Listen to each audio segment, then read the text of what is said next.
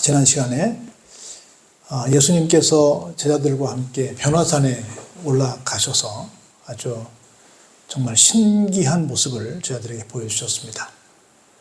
그래서 제자들이 다 모든 걸 잊어버리고 우리 여기서 사는 게 좋겠습니다 할 정도로 그렇게 좋았던, 세상에서는 상상도 할 수 없는 기가 막힌 그런 장면이 그들 눈앞에서 펼쳐졌습니다.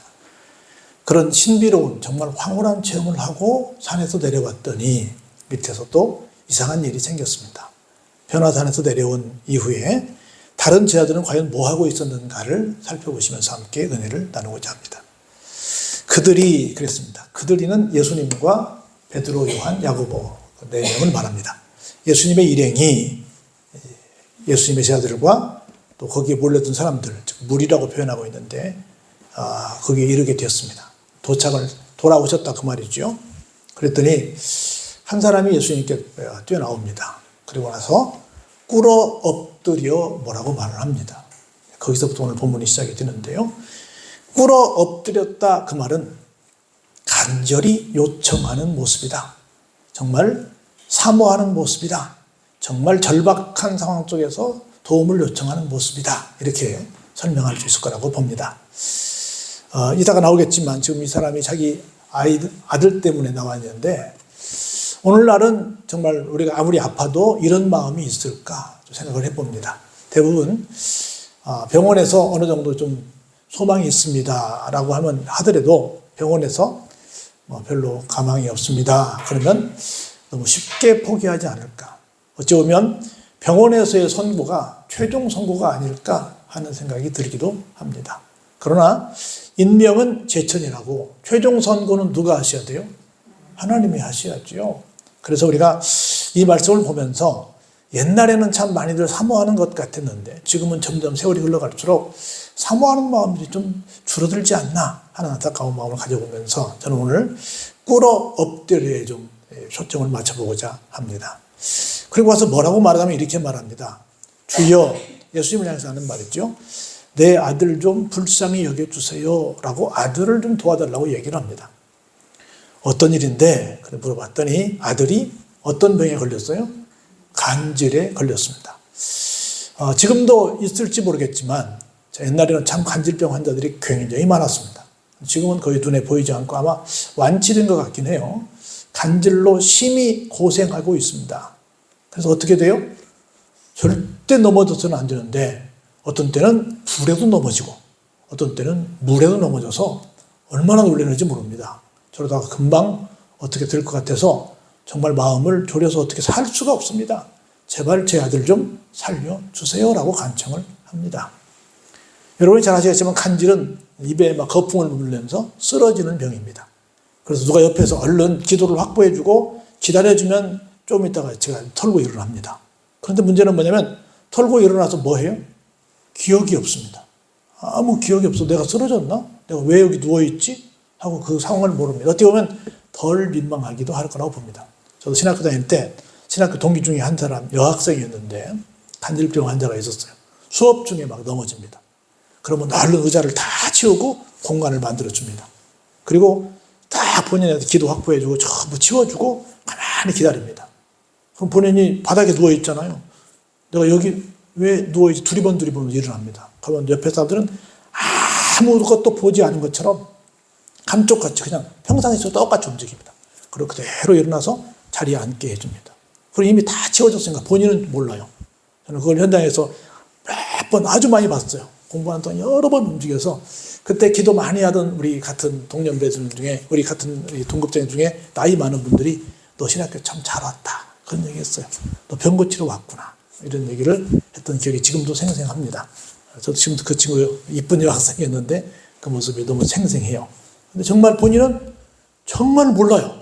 모르는 척 하지는 않을 거라고 생각했는데 진짜 몰라요. 아무 기억이 없어요. 우리도 일어나면 민망하지 않아요. 여학생이니까 또 민망하지 않도록 다 치워놓고 완벽하게 그냥 잠깐 이렇게 주저앉았다 일어나는 것처럼 그렇게 해줬어요. 한 번도 그 친구는 그렇게 민망해서 우리한테 얼굴을 보고 그런 적이 없었어요. 왜냐하면 기억이 없으니까. 여기 그 똑같은 얘기 하는 거예요. 그래서 불에도 넘어지고 물에도 넘어져서 옆에 누가 있으면 좀 지켜놔 주는데 없을 때 불에 넘어지면 어떡하겠어요? 큰일 나죠. 물에 넘어져도 마찬가지지. 큰일 나지 않습니까? 그래서 정말 하루하루가 너무너무 좋아져만 합니다. 제발 좀 도와주세요. 그래서 제가 아까 왔는데 아까 주님은 계시지 않고 누구만 있었어요? 세 제자와 예수님 빼놓고 나머지 9 제자만 있었습니다. 그 제자들에게 제가 부탁을 좀 했는데 이 제자들이 어떻게 했습니다. 그런데 어때요? 고치지 못했습니다. 근데 평상시에 예수님께서 많은 환자들을 고쳤잖아요. 그때 예수님께서 하시던 모습을 이들이 봤잖아요. 그래서 예수님처럼 축사도 하고 안수도 하고 안찰도 하고 막 했을 거 아니에요. 안 봐도 뻔한 거 아니에요. 뭐를 고치려고 애를 썼는데 했어요, 못했어요? 못했어요. 그래 예수님께서 그 소식을 들으시고 한마디 하십니다. 제자들을 향해서 막 나무라십니다. 믿음이 없는 세대여, 패역한 세대여, 내가 얼마나 너희와 함께 있어야 되고 얼마나 너희에게서 참아줘야 되냐 이놈들아 하고 막 역정을 내시면서 못 고쳤다는 그 말씀에 얘기에 예수님이 막 제자들을 향해서 막 뭐라고 말씀을 하십니다. 왜 못 고쳤다고 그래요? 이따가 나오겠지만 여기 17절대로 본다면 믿음이 없어서. 믿음은 뭐예요?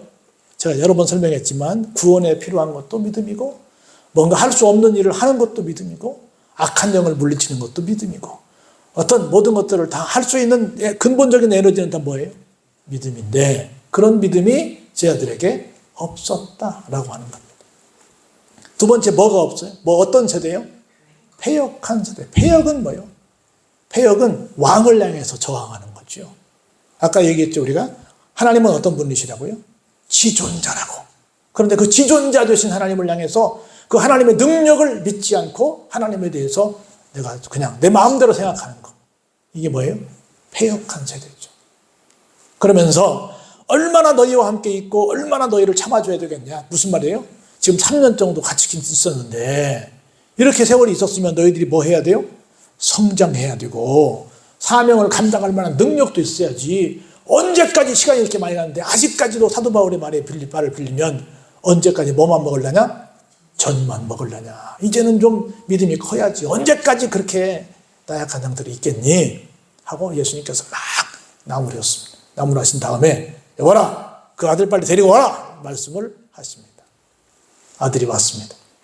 아들을 향해서 어떻게 해요? 아들을 향해서 말하지 않고 사실은 누구에게? 아들 속에 있는 귀신을 향해서 꾸짖습니다. 이놈! 당장 이 아들 속에 나오라! 하고 꾸짖었더니 어땠어요? 귀신이 놀래가지고 그 아이 속에서 튀어나왔습니다. 그랬더니 그때부터 어떻게 됐어요? 낫게 되었다. 할렐루야. 주님 만나면 됩니다. 주님이 꾸짖으시면 됩니다. 할렐루야. 그리고 나서 19절을 가만히 볼까요? 이제 제자들이 부끄러우니까 자기들은 막 많이 했잖아요. 많이 했는데 못 고쳤는데 예수님은 그냥 말씀 한마디로 딱 고치시니까 찾아와가지고 묻습니다. 부끄러우니까 어떻게 물어요? 조용히 묻습니다. 예수님, 우리도 예수님이 하시는 대로 했는데요. 우리도 기도도 하고 뭐도 했는데요. 왜 우리는 못 고쳤어요? 예수님, 이게 왜 무슨 일입니까? 뭐가 우리 잘못해서 우리를 좀 고쳐주세요. 우리를 좀 다시 한번 교정해 주세요. 라고 간청을 합니다. 예수님이 딱 아까 쭉 몇 가지 말씀하셨지만 그 중에 한 가지를 꼭 집어서 말씀하십니다. 왜 못 쫓아냈다? 왜 못 고쳤다? 너희들에게 믿음이 없기 때문이다. 여기는 작다라는 말은 사실 없는 거야. 왜냐하면 진실로 너희에게 이르노니 어때요? 만일 너희에게 뭐가 있었다면 겨자씨도 뭉탱이도 아니고 얼마큼만 있었으면 한 알만큼만 있었다고 한다면 어땠을 것이다? 저 병 고치는 건 물론 말할 것 없거니와 이 산을 명하여 여기서 저기로 옮겨라 해도 옮길 것이고 같이 한번 읽어보시죠. 또 시작. 너희가 못할 것이 없으리라. 아멘. 못할 것이 없는데 필요한 믿음이 어느 정도 사이즈의 믿음이라고요? 겨자씨 한 알만한. 겨자씨 한 대도 아닙니다. 겨자씨 한 마리 아니에요. 겨자씨 한 알이라는 거예요. 근데 못 고쳤다는 건 얼마큼도 없다? 겨자씨 한 알만큼도 없다. 얼마를 대략 따라다녔는데? 3년을 따라다녔는데 아직도 모른다는 거지요. 아직도 없다는 거죠. 그래서 믿음이 모든 걸 다 하는데 뭐가 없어서? 믿음이 없어서. 믿음이 없어서. 그렇게 나무라신 다음에 그렇게 또 깨닫게 해주신 다음에 21절에 뭐라고 얘기를 많이 했을 거예요. 근데 다 떠든 얘기는 안 적었어. 뻔한 얘기니까. 그래서 21절이 뭐예요? 없어. 우리 없음 안 해도 충분히 무슨 말인지 알아. 그 다음에 무슨 얘기 해야 될 건지 여러분 알아요, 몰라요? 다 알지. 뭔 말 했을지 아니까 그거 구구절절히 쓸 필요 없어. 없음이라고 친절하게 써놨어요. 그리고 22절에 이제 갈릴리에 모일 때에 예수님께서 본격적으로 뭐라고 말씀하세요? 이제 내가 갈 때가 됐다. 시간도 흘렀고 훈련도 받을 만큼 받았기 때문에 인자가 장차 사람들의 손에 넘겨져 어떻게 당해요? 죽임도 당하고 이렇게 고초를 당하게 될 텐데 십자가 사건이 일어날 일이 얼마 안 남았다라는 말씀을 이제 드디어 오픈하십니다. 그러면서 기가 막힌 말씀을 하세요. 그러나 며칠 만에 3일 만에 내가 살아날 것이다. 그러면 아이고 예수님이 돌아가시지만 완전히 실패자가 아니네. 3일 만에 일어나셔서 진짜 부활하셔서 진짜 승리자의 모습으로 모든 사람들 앞에 나타나시겠네. 그러면 좋네 라고 해야 되는데 이 사람들은 자기들의 생각이 달라서 뭐 했어요? 매우 근심하더라. 뭐예요? 내가 생각하는 예수님은 어떤 예수님인데 임금으로서 또는 어떤 큰 쌈자로는 장군으로서 대단한 능력자로서 우리 인간적인 소망을 다 들어주는 그런 예수님을 기대했는데 뭐라고 그래요? 돌아가신다네. 그리고 영적인 부분만 하신다네. 이렇게 얘기하니까 굉장히 실망을 했죠. 그래서 우리가 항상 예수님에 대해서 내 생각대로 예수님을 판단하지 말고 하나님의 말씀대로 예수님을 판단하는 것이 필요하다라는 말씀을 짧은 23절 말씀을 통해서 우리에게 전해주십니다. 그리고 마지막 한 가지 더 이야기하고 마칩니다. 볼까요? 그렇게 해서 예수님의 일행이 가버나움에 도착을 합니다. 근데 거기에 누가 있어요? 반세겔, 세겔은 돈 이름입니다. 세금을 반세겔 받는 사람들이 있었어요. 그래가지고 이 사람들이 쉽게 보면 세무 공무원이 감히 예수님께는 말씀을 못 드리고 베드로에게만 살짝 이야기를 합니다. 야, 너네 선생님은 세금도 안 내니? 라고 말합니다. 그러니까 베드로가 낼름 하니 뭐라고 그랬어요? 예수 여쭤보지도 않고 내시지. 그렇게 해서 우리 선생님도 할 일은 다 하셔. 책임 감당하는 거 다 감당하셔. 이렇게 말을 해놓고 어떻게 얘기하지? 예수님 보니까 돈이 평상시에 있어요, 없어요? 없으시잖아요. 세금을 내야 되는데 예수님 이 동네 오니까 세무공무원이 와가지고 선생님 세금 내셔야 된다고 그러던데요. 저 사람들은 생각할 때 내가 예수님이 선생님이니까 학생들한테 무슨 돈 받고 제자 교육 시키는 줄 아는지 버는 만큼 돈 내라고 하는데요. 이렇게 아마 조금 각색을 하면 그런 식으로 물어서 그렇다고 또 예수님이 돈 없는 걸 뻔히 아니까 이걸 어떻게 하나 하고 혼자 생각하고 있었는데 누가 그걸 아셨어요? 예수님께서 그 대화 내용을 미리 아셨습니다. 그래가지고 말씀하십니다. 시몬아, 네 생각은 어떠하냐? 시몬은 누구라고 말했어요? 베드로입니다. 참고로 제가 말씀드렸듯이 시몬은 뜻이 뭐라고요? 흔들리는 갈대라고 그랬죠. 베드로는 반석이라고 그랬죠. 시몬아, 옛날 새로운 이름 베드로야. 너는 어떻게 생각하니? 세상 임금들이 세금을 받는데 하나는 외국과 왔다 갔다 할 때 뭘 받아요? 관세를 받고 국내적으로는 뭘 받아요? 국세를 받죠. 하여튼 세금을 받는데 누구에게 세금을 받겠니? 예컨대 자기 아들에게 받겠니? 다른 사람들에게 받겠니? 라고 묻습니다. 그러니까 베드로가 뭐라고 말해요? 타인에게 받죠. 아들에게 무슨 세금을 받겠어요? 이렇게 말을 합니다. 그런데 예수님이 뭐라고 말씀하세요? 그렇지, 아들은 안 받지. 여기 모든 주인은 누군데? 하나님이고 그 하나님의 아들이 누군데? 난데 나는 사실 세금을 안 내도 된다 안 된다? 된다. 그런데 27절에 볼까요? 그런데 그들이 실족하지 않기 위하여 그들이 잘 모르니까 이런 모습을 보고 괜히 하고 시비 걸고 또 시험 들까 봐서 내가 세금을 낼 거야. 근데 우리 돈이 없잖아. 그러니까 여기 지금 가버나움이 바닷가니까 바닷가에 가가지고 낚시를 던져봐라. 그러면 제일 먼저 잡히는 고기가 있을 텐데 그 고기를 잡으면 입을 열어보면 그 속에 뭐가 있다? 돈을 물고 나올 거야. 몇 세겔이야? 한 세겔짜리를 물고 올 거란다. 그럼 반 세겔은 날 위해 내고 반 세겔은 널 위해 내라. 예수님 참 세금 참 쉽게 내세요. 여러분도 세금 내서 가서 낚시해가지고 이빨 해보면 세금 고기는 있을 거야. 그렇게 내라. 그렇게 해서 세금을 냈다는 말씀을 합니다. 예수님도 뭘 하셨다? 우리 국방의 의무부터 시작해서 4대 의무가 있잖아요. 그 중에 한 가지가 납세 의무가 있잖아요. 예수님께서 그걸 하셨다. 왜 하셨다? 실족지 않게 하시려고. 그리고 우리가 이 땅 살면서 내가 감당해야 될 일은 해야 된다. 그래서 누구보다도 우리 교회가 해야 될 일을 먼저 해야 되지 않을까 하는 생각이 듭니다. 한 가지만 얘기하고 마치면, 지금 저 이스라엘에 전쟁이 터졌잖아요. 이스라엘은 여러분이 보실 때 이제 오른쪽에 바다예요. 그리고 위쪽으로는 레바논, 시리아, 이쪽에 이란, 이쪽에 요르단, 이쪽에 사우디, 이쪽에 이라크 이렇게 해서 여러분이 아시는 중동 국가로 딱 둘러싸여 있어요. 그리고 현재 가자 지구는 이스라엘의 최고 남쪽 서쪽에, 지중해 쪽에 이렇게 붙어 있어요. 그리고 그 중간에 여러분이 아시는 것처럼 이스라엘 지중해를 지나서 안쪽으로 들어오면 요단강이 있잖아요. 북쪽은 갈릴리 호수가 있고 요단강이 있고 그다음 밑에 사해가 있는데, 요단강 안쪽으로 왼쪽 서안이라 그래요. 그쪽에도 역시 마찬가지 팔레스타인이 살고 있어요. 그러니까 자기들 바로 붙어서 실컷 해봤자 얼마, 이스라엘 우리나라 강원도밖에 안 하거든, 땅이요. 그 조그마한 땅인데 거기에 요단강 안쪽으로, bắc쪽 아니야, 안쪽으로 그쪽에 팔레스타인 사람들이 살고 있고 남쪽에 살고 있단 말이에요.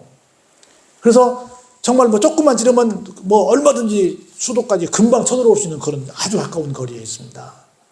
그래서 정말로 조금도 여유를 가질 수 없어서 전쟁이 터지니까 전 세계에서 이스라엘 사람들이 다 몰려오는 거예요. 우리나라를 지키지 못하면 다음이 없다라고 하는 거예요. 모두가 다 뭐예요? 내가 감당해야 될 몫을 감당하는 거예요. 얼마나 철두철미한지 몰라요.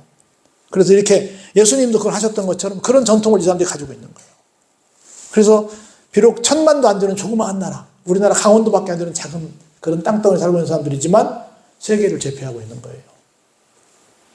지금도 빨리 전쟁이 끝나긴 끝나야 되지만 우리가 이런 모습들을 보면서 어떻게 살 것인가, 어떻게 악한 영들을 물리칠 것인가, 어떻게 예수님에 대해 생각할 것인가, 어떻게 내가 국가에 대해서 내가 감당해야 할 몫을 어떻게 감당할 것인가, 이런 것들을 예수님은 어떻게 하셨을까를 보시면서 나도 이렇게 사람들 앞에 정말 멋진 믿음의 사람이구나 라고 하는 걸 보여주는 그런 삶을 사는 우리 모두가 되기를 주의 이름으로 축원합니다.